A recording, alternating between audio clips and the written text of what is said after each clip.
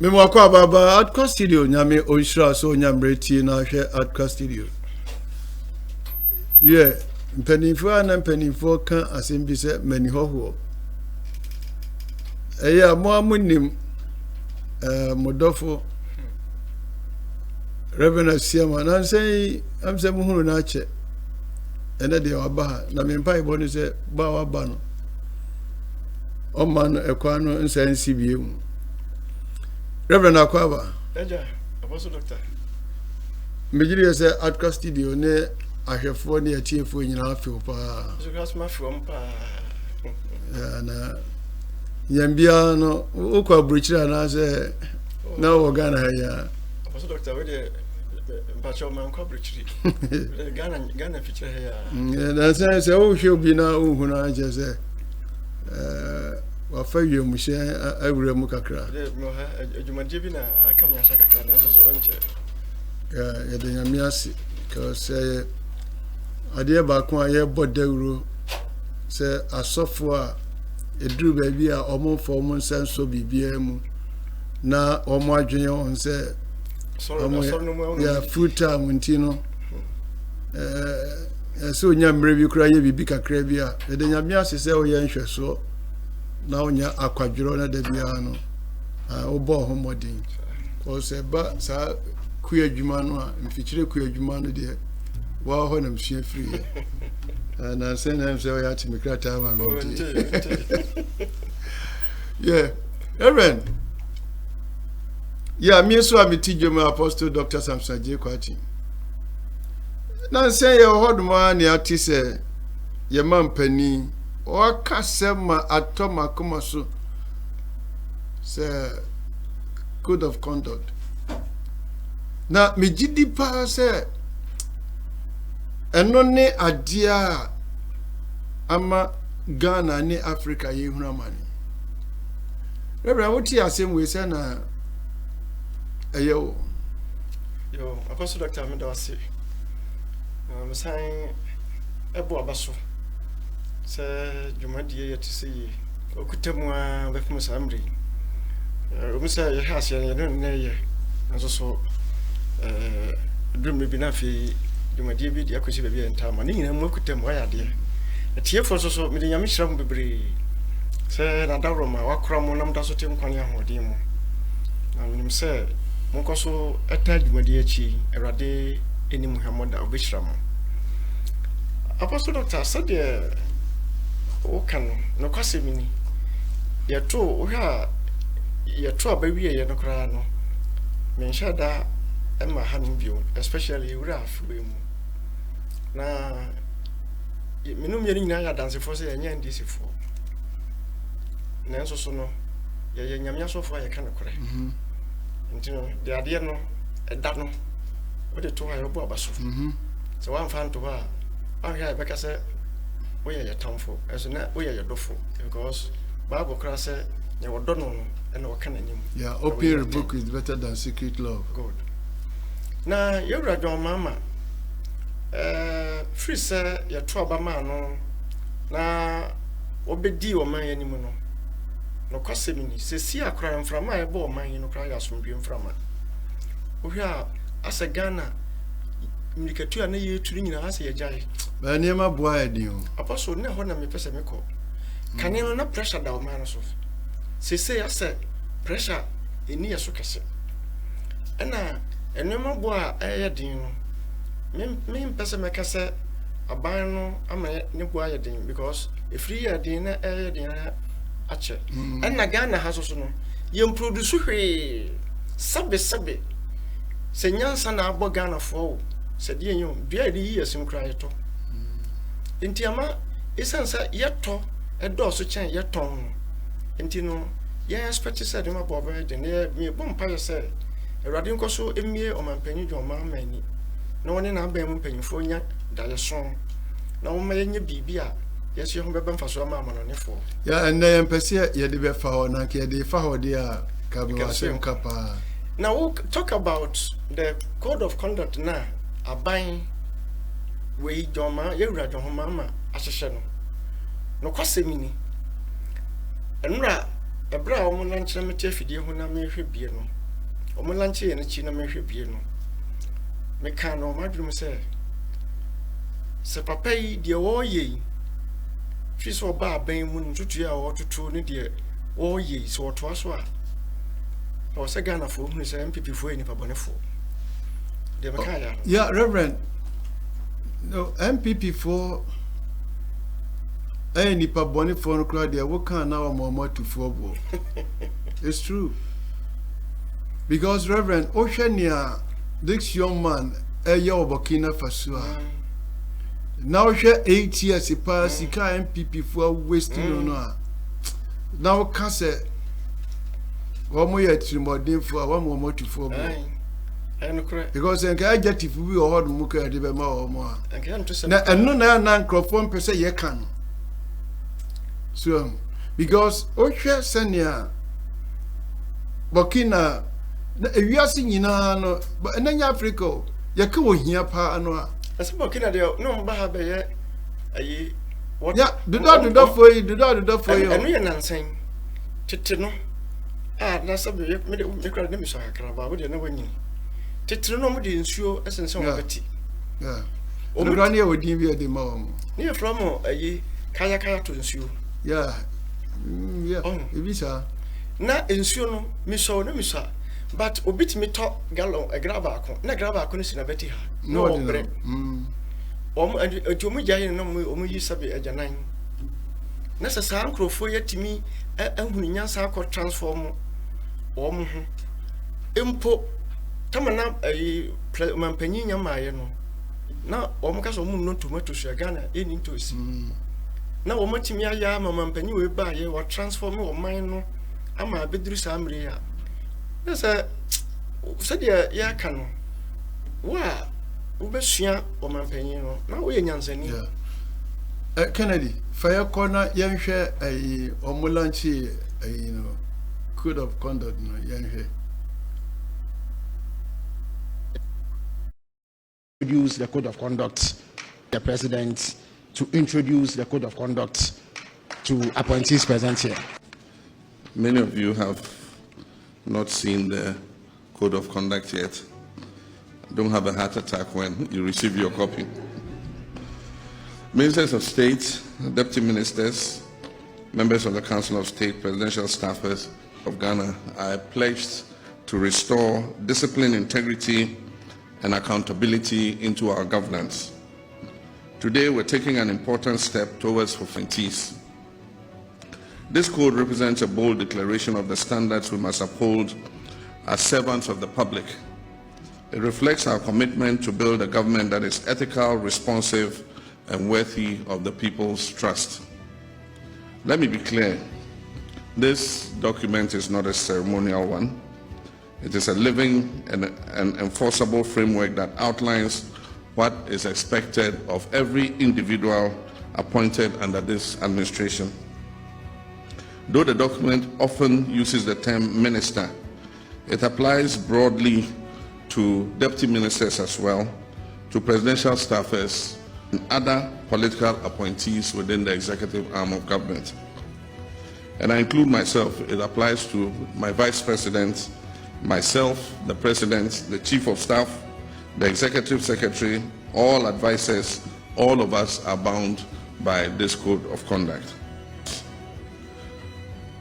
Why do we need a code of conduct? Because we must build a new political culture, one that is rooted in transparency, humility, and ethical leadership. Ghanaians deserve leaders who serve with honor and put the public interest ahead of their personal gain. This code is designed to guide our actions and decision-making and to make clear the consequences that will happen when we fall short. Now let me highlight a few key principles and provisions. Must place the national interest above their personal interest. Must avoid misuse of office or state resources. Must declare and manage any potential conflict of interest. Must eschew opulence, be accountable for every cedi or public money you spend, and be humble in service, measured in language, and respectful to citizens at all times. You are not in office to wield power. You are here to serve the people of Ghana. The second is conflict of interest. Any situation that creates a conflict between your personal interest and your official duties must be avoided or disclosed. This includes holding stakes in companies that deal with government or with your ministries, using insider knowledge. If you're a dormant partner in any business engaging with the government, even outside your ministry, you must disclose it in writing to this office. Not through a telephone call, not through a relative. You must submit an official declaration. Failure to do so will result in disciplinary action. Number 3, interest of friends and family. Public perception matters. You must not recommend them for contracts or appointments. If your actions give even the appearance of bias, you compromise the integrity of your office. Number 4, gifts and hampers. We all know our cultural fondness for gifts, but we must now draw a clear line between appreciation and influence. Appointees are prohibited from accepting gifts or favors, especially from companies or individuals whose value exceeds 20,000 Ghana cedis. It must be declared. And upon leaving office, the gift must be surrendered unless expressly permitted to retain it by the President. As for hampers and gift items, no government funds, including internally generated funds, are to be used to purchase or distribute hampers. The only exception is modest gifts to staff as a reward for excellence or retirement. For government entities that must distribute hampers or gifts as part of their corporate commercial policy, express permission for the budgeted expenditure must be received from the Office of the Chief of Staff, and the word is prior approval from the Chief of Staff's office. And after each official trip, where government is footing the bill, the trip must be necessary, it must be budgeted for, and aligned with national priorities. Retroactive approvals will no longer be entertained. Prohibition on purchasing state assets. No political appointee under this administration is permitted to purchase state assets, whether land, vehicles, shares, or buildings, directly or indirectly. If you attempt to do so, sanctions for violation. The code sets out consequences for breach, public apology, or ultimately termination. Let me assure you that these sanctions are not cosmetic, they will be enforced. And I will not hesitate to act firmly and decisively, no matter who is involved.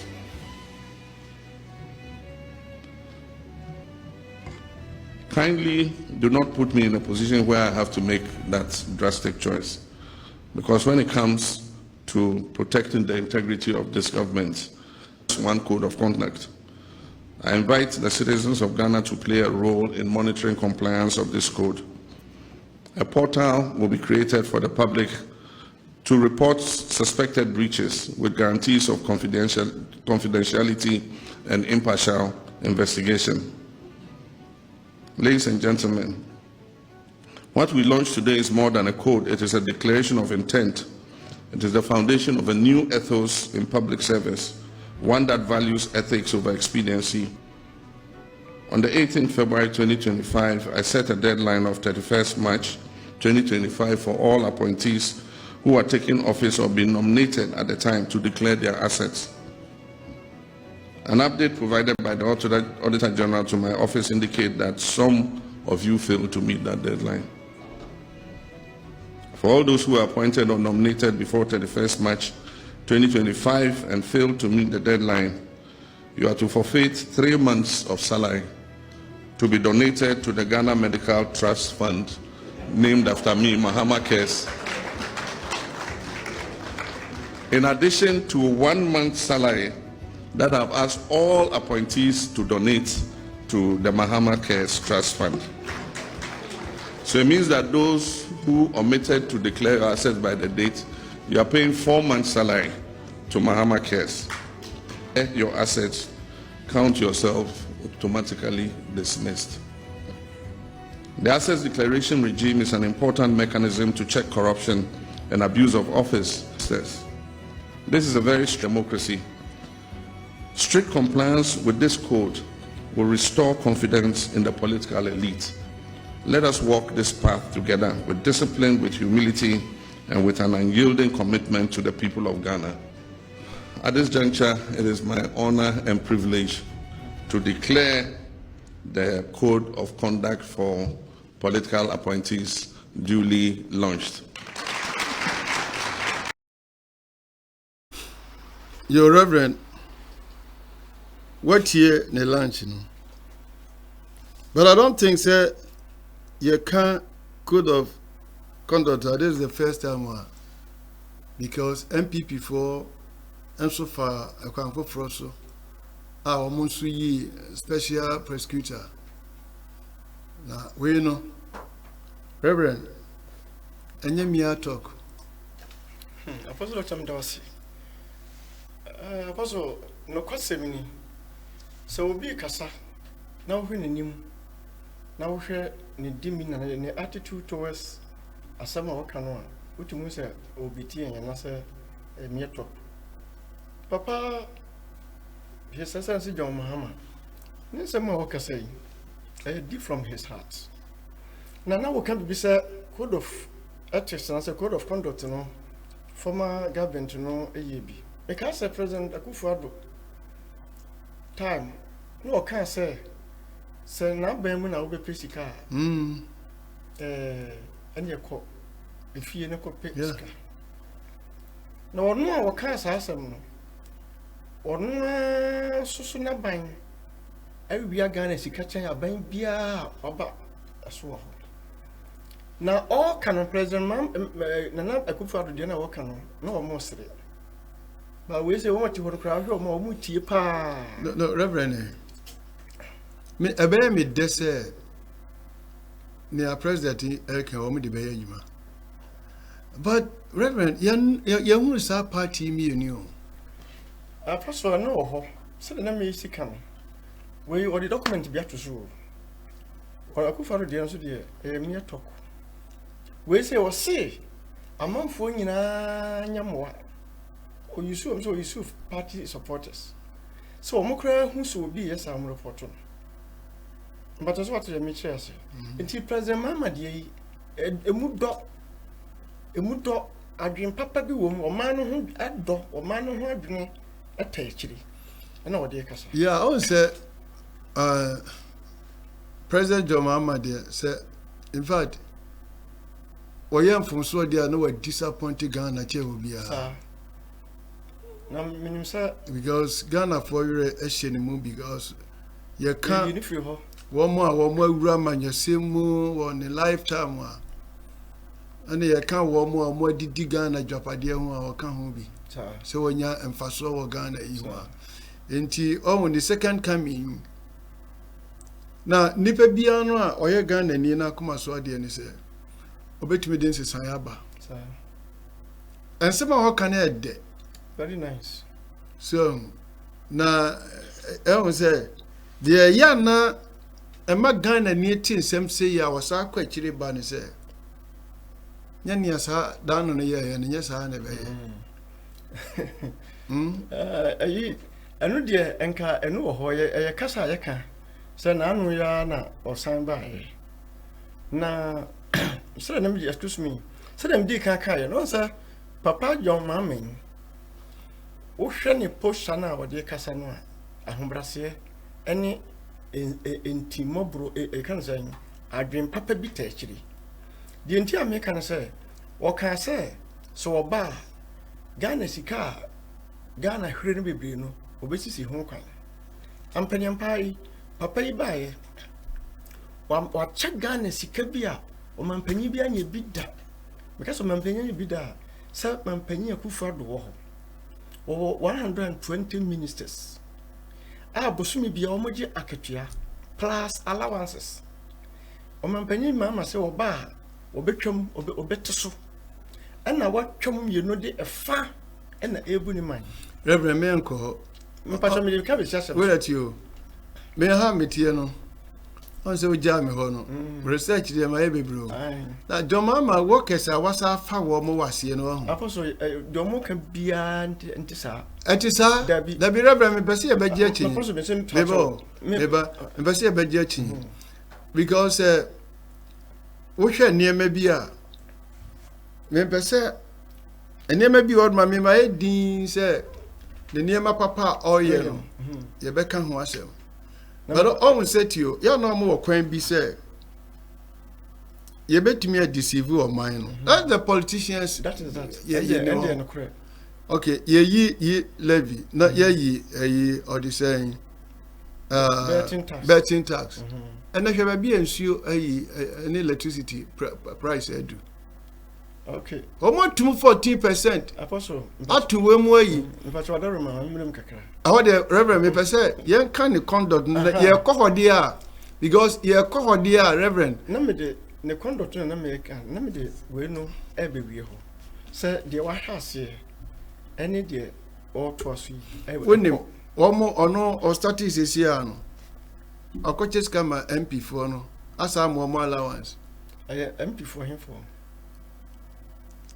the government are you 270 MPs no which is come almost insane no unko ho okay ntina me enfem fa ha yes me nko ho makoho na minim de meka on say apostle yen hwe politicians ni yes especially opposition omo yen crofobia to say efiri sa mre ko nyina no omo hwehwe ni say omo betum futuro agu yani na ade papa bia no reverend you me pesa adena ye na yesmu na nsen ya wo mo ye kire say I wasn't happy because mo MPP for mo so no na obi aka sema na muntie so entimo no ade na mbeka say wo mo ntie ntina me I was expecting say nka enye different people be kra na beka say bia the NDC for no yeni wo mo because MPP for pa there say ye ka say o mba mu a wo say nko mo kotra ba bi dwunu wo ho kra o and today some random as a mamma upon ya traswa sa code of ethics and as a code of conduct no yes washe yeah na so the year juma ebe bua o man no na me kra de nka mesusu say enka omfan ko public book senka enye constitutional nanka enye na ensa na ho say aban bia ba woni ni ministers no sa code of conduct no enka eyo mo so adwuma na ka aboya me sika bebre ya yehre no nka aswati because say no ka say sika bia obi de be manwo efa say corruption or bribe ni ade no ma wo nsum because wo somu a say yachiwa eno so be mo lose ebe bua papa nti say wo obi kra blue sika na yem hyehyew because opese say contract ko ade me obi a eye genuinely ana say dwumadi a wudi no wonya wadwen say wudi apemfaso bi ewo nchen enti de yewre ade abai say omo hwe ono akra na behwe so wo hwe de ye adwuma na enkoba se de kane omampanyin ba ya wo say ayi chama wuntumi ayi followers na wotu na legal anya say akwaji wo ye no wrong wo ye ne kama o say asase ni nyina no wade tumi wo ho ba ye ni ba ye ho so no na sa na illegal enti se wo yesu ankoye sa na wo mom de ni code of ethics ya wa hwehwe wo hwe amana ya adwuma ewo o mamamudu mu a apostle nka ebe boga na sika ho ban ama sika enwunu ko any wrong person ye de adwuma hye o nsa ema o mfa kwambone so asisi o mani nyina no enka to betwa say reverend my problem with the politicians is they are all the same ntinka de ode be no ye hwesen kanye kasa na ye ne ye because NDC for our opposition no the way omo announce about guarantee na obi anim ye say omo ba na watwe kure no omo best of ba omo ba ye no Omo nkrofo a atia gumu a omo tu galamsey na ehu. Enti on se on betimi aka se share adwoso. Na omo accountancy. E also fa akoduso. Enti ya na omo kasa de omo ka bi enkasema okay depa o. Senke omo ampani ababontin se fin na ekono. Ye mekwan ma because this leakage is na magana yentumi anku anim. It's not about us say ehia so na so na Burkina president so atuatu ntokro no a when na say of friend ministers so on said me follow ni pa and all catch on say I want you to know that Burkina Faso is not poor. But why? You are mean. You are selfish. And all say obi a oka semo a oye no ministers na kati oyede oti so 30% and our increase one man teacher for near you for say 50% and you know oka 7 no no de ye adwuma hwe se oba ye ne niam akase a oye wiase fo nyina gina tumi ka be na nko panka Russia for family no so we chato so ne ka dada na no da so timi say almost odi adobia nti oja mutana ye oh monso honko almost honko waji wa ya dratra na dwe pan na e bodo ho ba na ya dra waji atua omuja omasem omudi akwa bi ba na sine ne ma bia hye ho se ya no mdi huru abrofo no ade almost no story bi on me catch one kan broni bi ha me ma ne tihwe ya fe no sro because me da bi aje so be chia me ansa no apie me ya no ho 3 days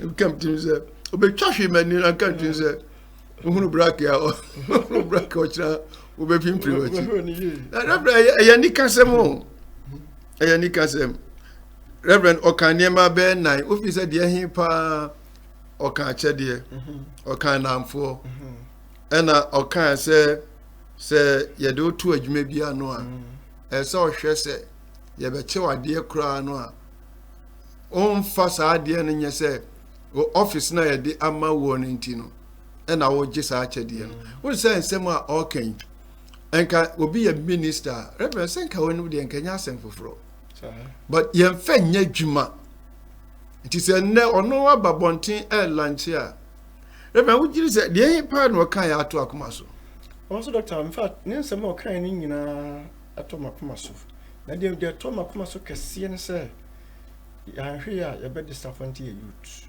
eno de ye be yi eno ho okay na we no de edi mu pa ye ekwan a omofa so ne obi enya relationship eye achede no in fact see ye be di bronyin se nkrofo be ye hampers ni ade hampers ni skan kwa na jeje mu embre for shashe no Reverend me see and that was na yes contractor bi enemy din komo o kenya na ni su atitemi so o see apostle contract the sign man wa udi be free kran kra no se sikane fan se eye 100 a year one hwe ya ye be gia tum se kokoya yi no na ka be 40 enti o ka kire me se most of you na contractors no and correct because you cannot account on son on to me fanya juma papa bia just very dangerous ntino so why yes an she say wo e de be bom ho ban sere be ya woni obi dili a wo expect bibi emfri no ha me fi say be bo ma yanya ni papa the right person or qualify for adwuma bi na de ama no because now we see yanko aban back no we say akwane ko family and friends enti basa bibia o moye bia no wo kono office kra ko no oni na koye but the wo ye so mutimi de ye adwuma a e kire se wo de gab bia to o mni wo mo oman no ntem a che se o mo oman no hwe wo mo se adwuma mo ye no aketua de ma wo mo no na o mbidi ho na emom nyesa wo de kakra bia wo di ban influence wo mo no wo mo be di akira sei wo man no anya se betum lebi no anya na wo man no akwaje nsamo enti in fact nyame nhira no na me sere nyankopon so wo mo no na wonti mfa nya adwuma na e ma wo man and Reverend Okasen bi say so you're minister and our government ayibina as the nation first. We interest in as a year of mine. So no maybe a koswa ya ni jina sa asem we so. Papa. Because Osha MPP for memory by here. Nation first. No. Omo crowd there. Make me a case nation and sign your party. Because omo fairly omo party na nkasa. Omo fairly party na. And omo sa fairly nation. So and omo fairly friends bia. Friends no crowd there on come no. No friends bia so omo friends bia on say your circles I hold over break. On say apart from party no.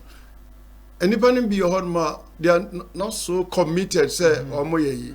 But Omo can one year to Abamamuko. But Omo disappointed, baby. Oh, yeah. Disappointed, baby. So, share Jomama and New. Share Juma, oh, ye. Remember me, the oh, yeah, the papa is sadly said, may I imagine, say, oh, MPP, and now, because me, MPP, and your papa, your paddy. Mo, number better paddy, crown. No officer one in ya me do it. She akoya ye born or mo born to Reverend Adam me kasa wa akola wa bisu ha. Akola ka sem bi se menhu ade a me di me ma me hwamo. Reverend me sun. Ada na akola na ka se me di papa hwamo.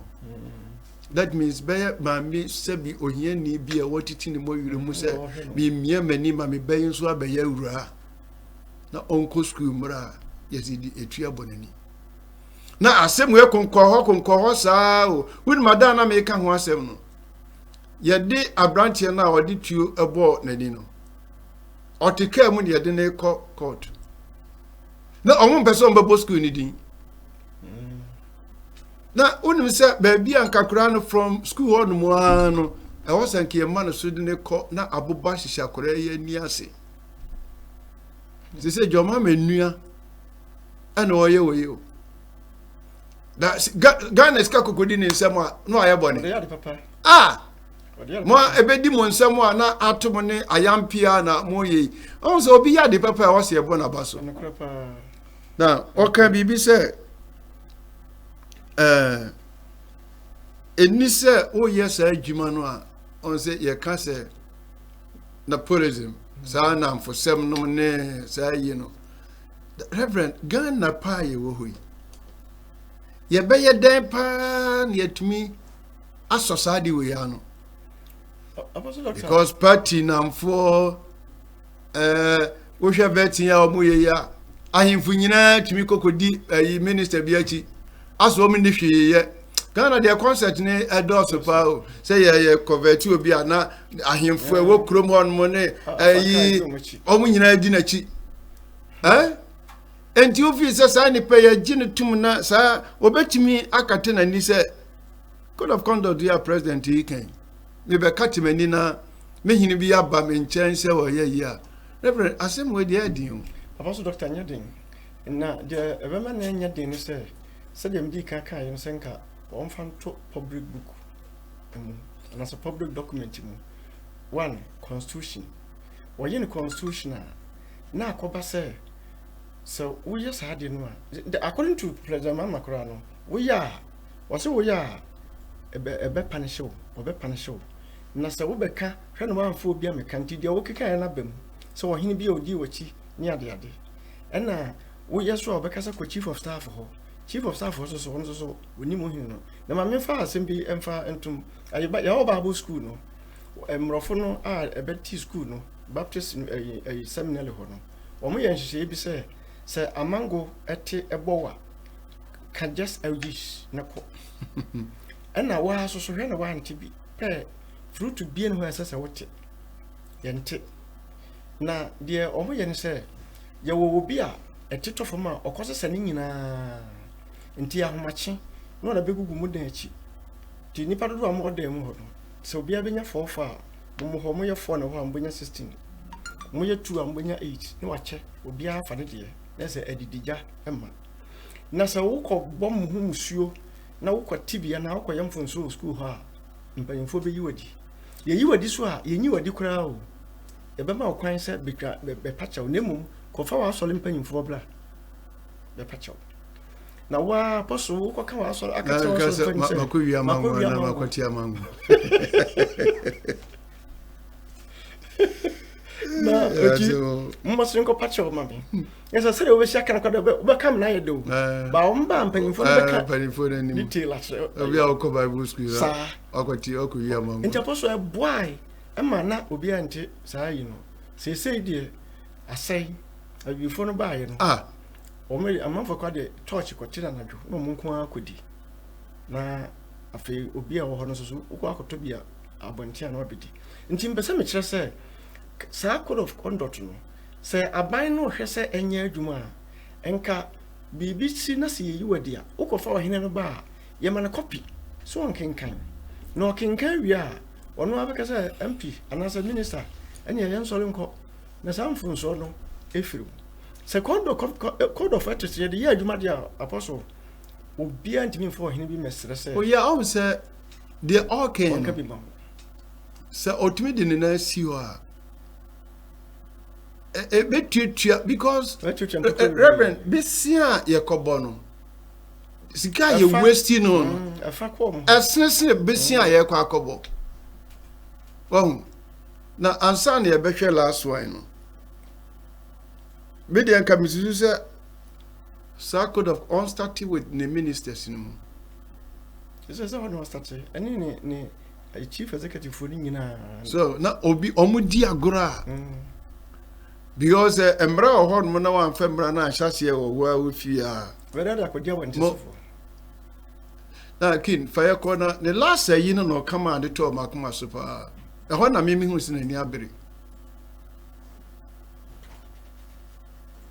The people of Ghana are asking for accountability, and we must create a situation where everybody who agrees to serve must know that he will be held accountable to the people. We can't afford to fail. We've seen some things that are happening in other countries. And let's not think that Ghana is immune from that. And I can tell you, our young people are getting frustrated and desperate.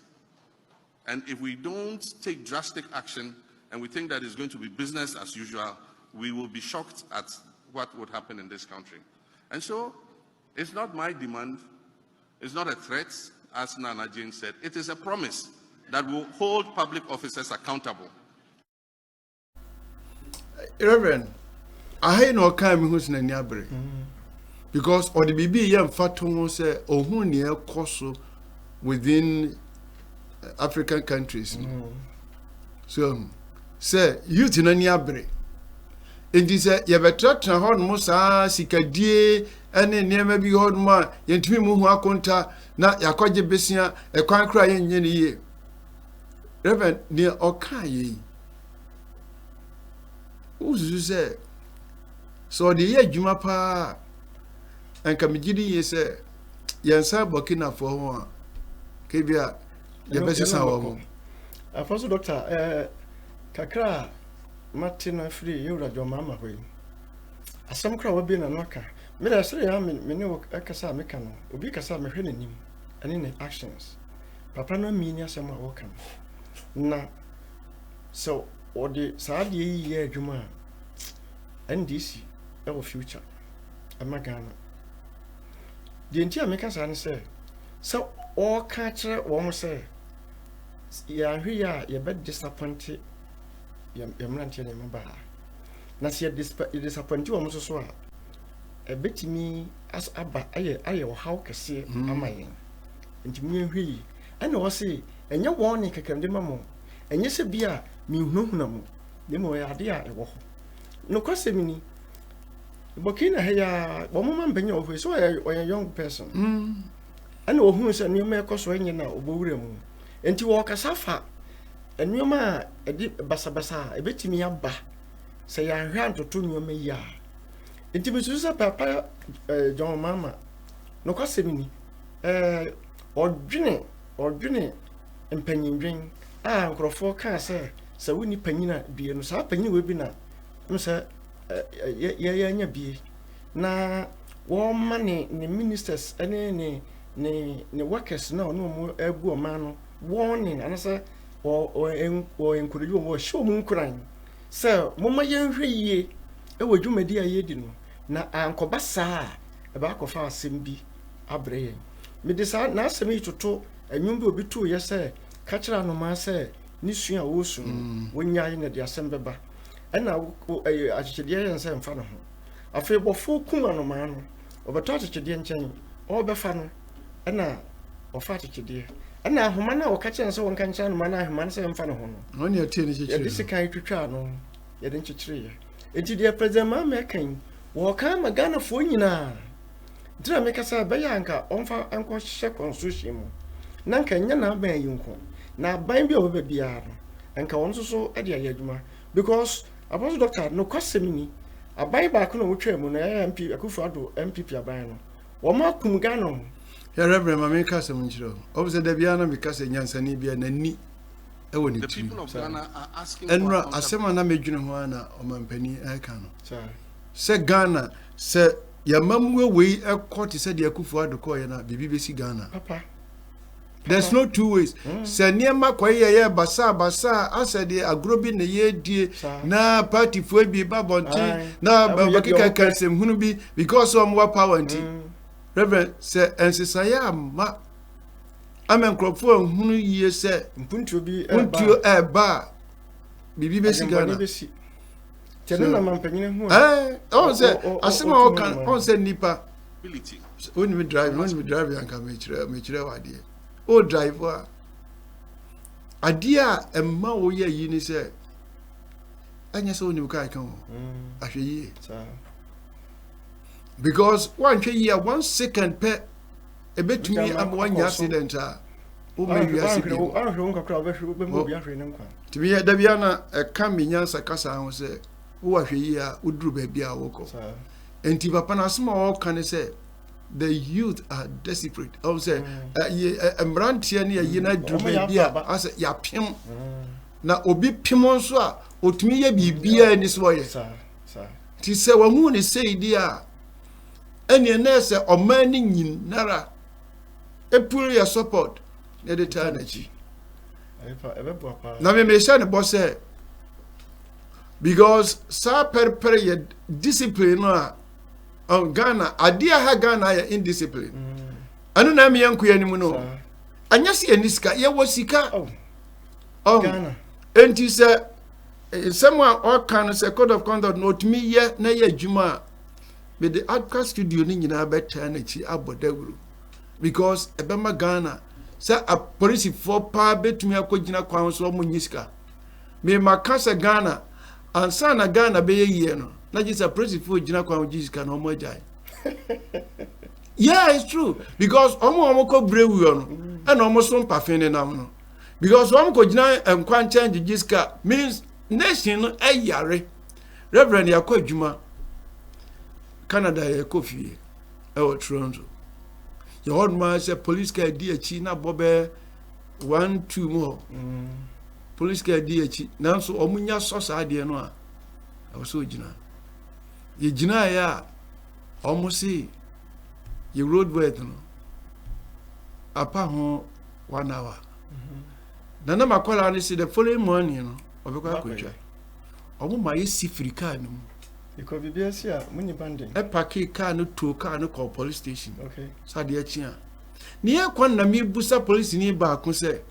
Na no my no say the omo ya boyen. Sir. Because the accident is here. Any road ayi enti no as obi ontumi nko asem chire obi a. Oh embra ye adwuma.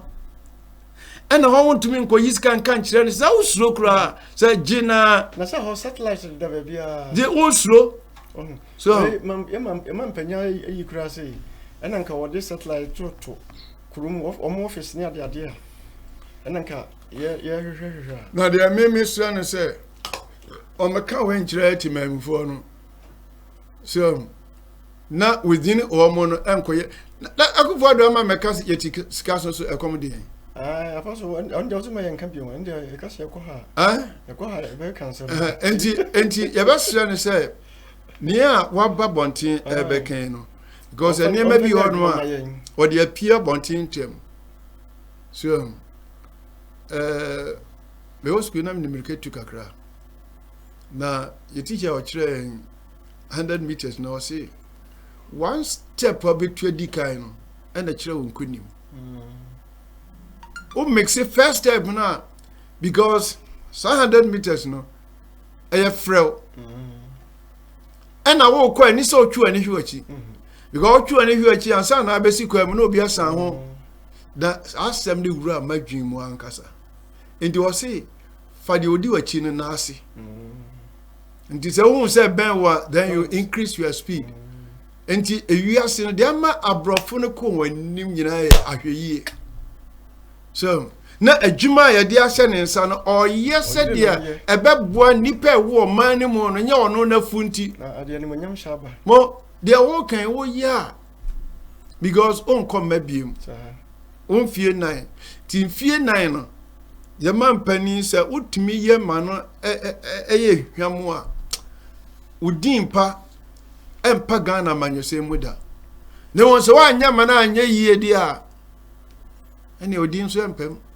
na ayo apostle doctor me nya NDC ni nanso papa Mahama me susu sa o pese wo make name se de wo kan se de wo se o ya ni din empa Ghana mamu papa no e de adwen bi fufuru bi kane no wo di trimuda ene bu wo se no ya hwiu no wonya biemu se wo di ahobrase ene wo bu a wo di bu o man no na wo di bu o man no ti empire na ye montana chi na ho brasie de betimi ja ye aduma na ho brasie de o se nipa se o describe obi na we share a positive and negative. That's me.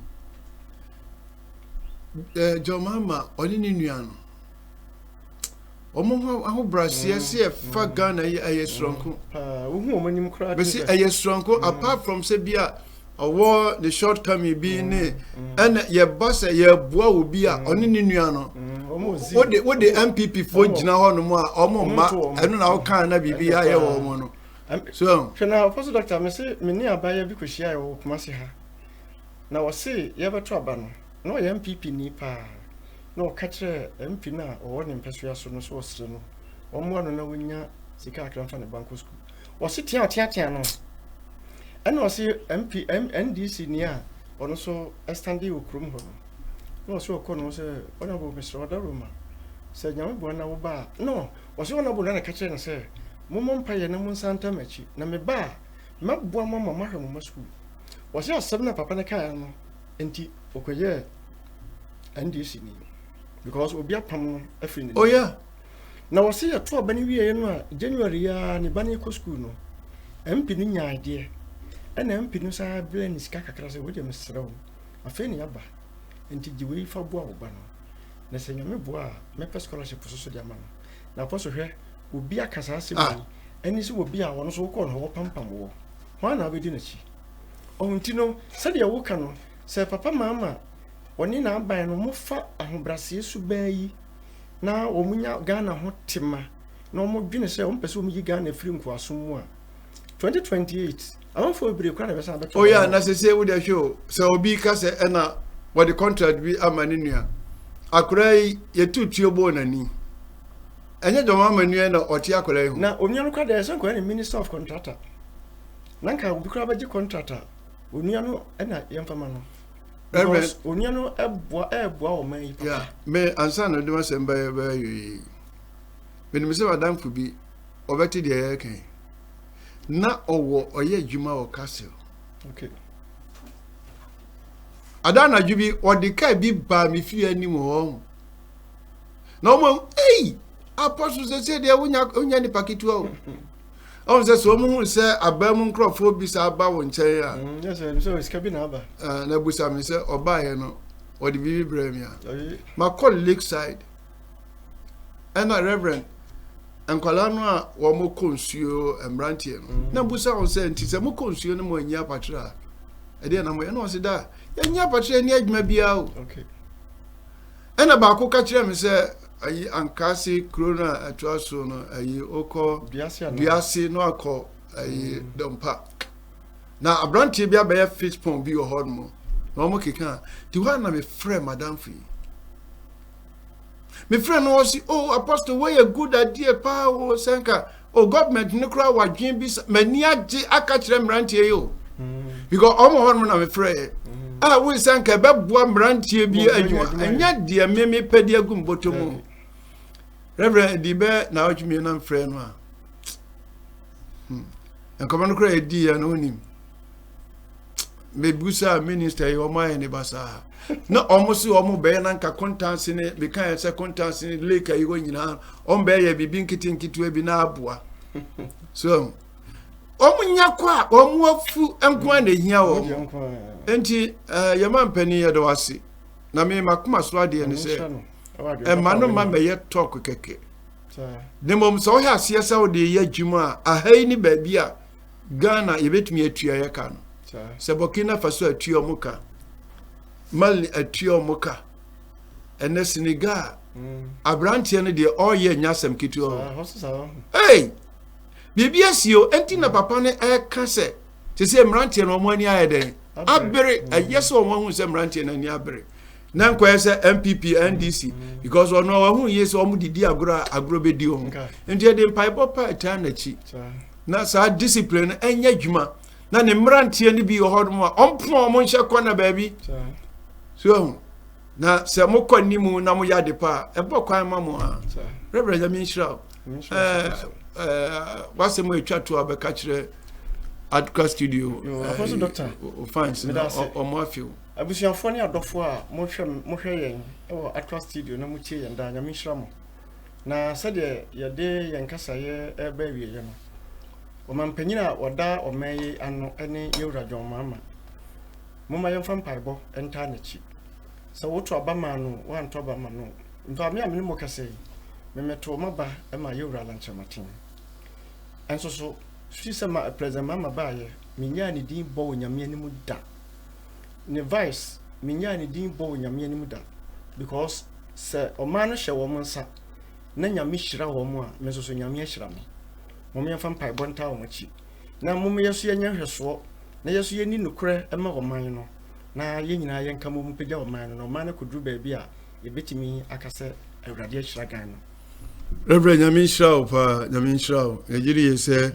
seni awaba da bi America na mani nya da kurai na code of conduct na all can mestre o my Ghana because a bad ministers na omu ye few omu ye kakra bi na emu kasia no ejina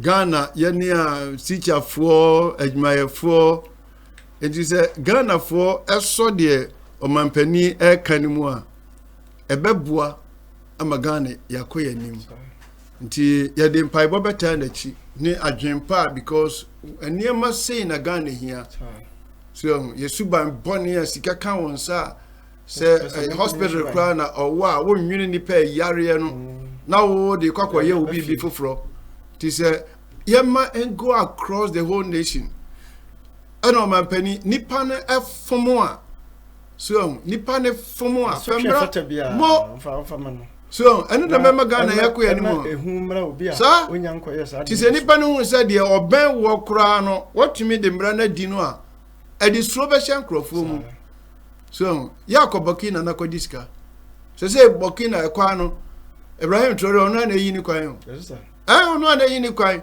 na ya diska ne eba ya sone so ma wonim abrantie ne nim nyansa okra mfidie ade ye de ye kwan and what training rantie no to man ekafidie no na sojafo na bi ehwem mo ye adwuma no so the kwan a wo yi na thickness say wo mo anope ya ka ho asem niema nwotwe a wa ye no oye international airport aka kra bi no wa wie okay wa ye a gold refinery wa wie abrantie 36 years onni a political background bi a say na se momon kokora betoto papa so dia